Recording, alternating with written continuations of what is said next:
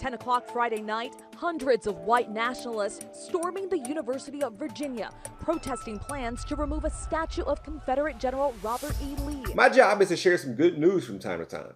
But first, in August of 2017, white supremacists resisted the proposed removal of the statue of Robert E. Lee from Charlottesville's former Lee Park in Virginia. This live motion racist Van Heusen catalog was called the Unite the Right rally, featuring Americans from all over the country who were willing to fight, while holding tiki torches, no less, for Confederate Heritage, a foreign country that seceded from the United States of America and attacked the Union in order to maintain the institution of chattel slavery. Now, a number of Confederate monuments have been removed by their local governments or protesters since that time, and I have learned that a few of these statues were collecting dust in a water treatment facility, essentially living near sewage.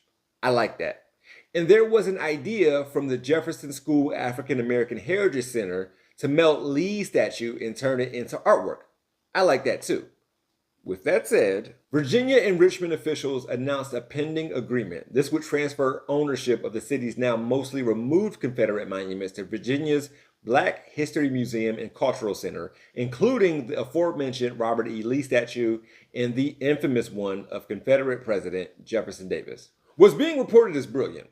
It's perfect to place these monuments in a Black History Museum so that white supremacists who claimed that we needed to see generals from the soundly defeated Confederate States of America, which didn't last as long as American gladiators, by the way, in order to learn stuff. So, for example, I'm not sure of what this removed statue of the first Grand Wizard of the KKK, Nathan Bedford Forrest, can teach us besides white supremacists were so in a rush to intimidate black people that they carelessly made this thing. In like 1998, by the way. Maybe he's pointing this gun behind him at you if you're one who says those who do not learn history are doomed to repeat it, unwittingly telling on yourself that you need these statues and monuments as a reminder to not enslave others. What do I know? I'm just a man who was born and raised and still live near a city named after Christopher Columbus, explorer and colonizer who never set foot on American soil, massacred the Taino people, and was chained and tried for his crimes in his time, and was stripped of his role as governor, but still has statues and a federal holiday in his honor. What shouldn't be lost in all of this is that further efforts were made to remove Confederate statues and monuments all over the South following the Charleston church shooting in 2015, where a white supremacist shot and killed 9 black people attending Bible study at African Methodist Episcopal Church. There is no need to exalt these traitors and place them on public pedestals. Their stories can be told in history books and museums. For Rebel HQ, I'm Jeff Wiggins.